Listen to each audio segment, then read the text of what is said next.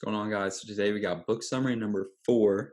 We got Loonshots by Safi Bakal. Hope I pronounced his name right.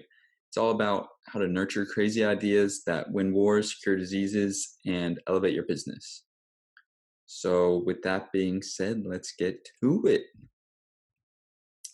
So it's all about the P-type versus the S-type Loonshots. P-type are product focused. They're the shiny, new, big inventions. People say, no way that's going to catch on. The S-type are strategy focused. So they're the behind the scenes, the small tweaks in the business cost structure, their prices, and the processes. People say, there's no way that'll make money. The P-type people are more artists, so they're more product focused, idea generation. S-type are strategy, people who do incremental improvements. They are both very much needed and valuable, though. So to nurture Loonshots in your organization, you need to have a high phase separation, but also high continuous exchange between the phases. So you need to separate your groups into phases, artists and soldiers. Make sure you treat them equally, but make sure you give them separate spaces and have them mingle regularly and a lot. Spread a systems mindset. So make sure they keep asking why do we make this decision, and just go down to the deepest level that they can. That will nurture great innovations. And there's a critical mass. So the Loonshot group, it needs to be large enough to ignite the Loonshot and the innovation and create a lot of excitement around it. If the groups are too small, the innovation will just die. And watch out for false failures. So there's this cholesterol drug, and it was tested in mice. It didn't work because it turns out that mice don't have high cholesterol. So what the researchers did next, it baffled them. They said, oh, we thought this was going to work. They realized, okay, mice don't have high cholesterol. What animal does? Chickens. They do have high cholesterol. And the drug worked incredibly for them. So just because your business or your idea failed, it doesn't mean you did something wrong. It may just mean you have to slightly tweak it a little bit. Steve Jobs is probably the most famous P-type Loonshot innovator. He was always introducing the next shiny invention, I think we all know. However, at Next, when he spent his time at Next, he realized the importance of the S-type Loonshots. And this is one of the reasons why Apple has been so successful and innovative over the past 30, 40 years. Edwin Land, the founder of the Polaroid, he was also an incredible P-type innovator, Loonshot type of guy, always inventing the next thing, Polaroid camera, video camera, etc. Except he had one fatal flaw, and that was he wasn't a good S-type Loonshot guy. So he was the first to know about digital photography, even campaigned for its use in government satellites, but he didn't use that Polaroid because it was their film that made them the money.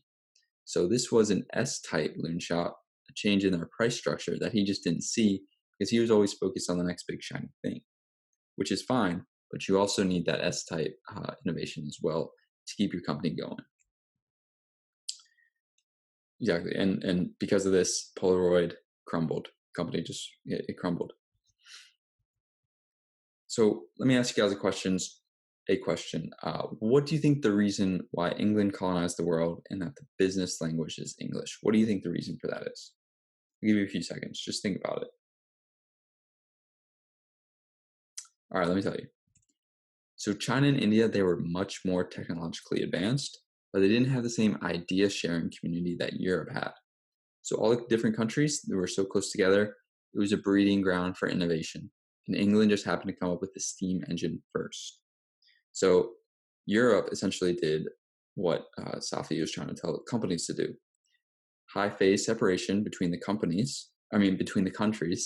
So you got all these different countries coming up with different ideas, and also high communication between all of these countries because they're so close together. So it was just the geography that made them so successful. The best Loonshots, they seem to happen by accident or necessity or experimentation. Here are two great examples. Sam Walton, I hope you guys know, he's the Walmart founder. His wife didn't want to live in the city, so he chose rural areas for Walmarts. And he adapted his business structure to reflect that and to be successful.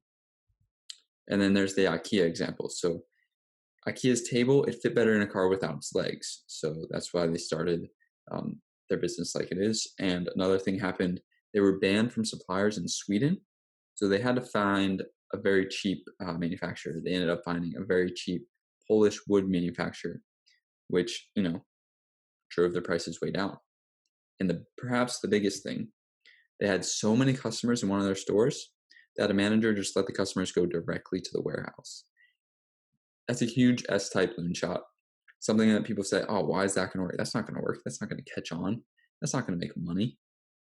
But it did. And it was that just those tiny changes in their process that has made all the difference for IKEA. So that's it for Loonshots. It was a great book. It'll be in the description below. Oh, I forgot. Safi also told you, like this video if you think it was valuable. Also subscribe to the channel. Like I was saying, the link will be in the description if you want to buy it. And guys, just keep on learning. I post every Monday, Wednesday, and Friday, so make sure you hit the subscribe button.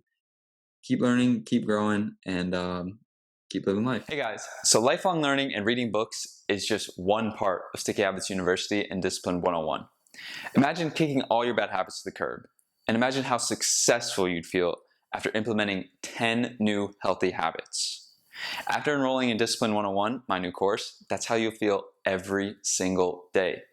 Because it's simple. It all boils down to constantly reinventing yourself through self-discipline and healthy habits, because that maximizes your freedom and it maximizes your fulfillment. Living like this changed my life. Go check it out.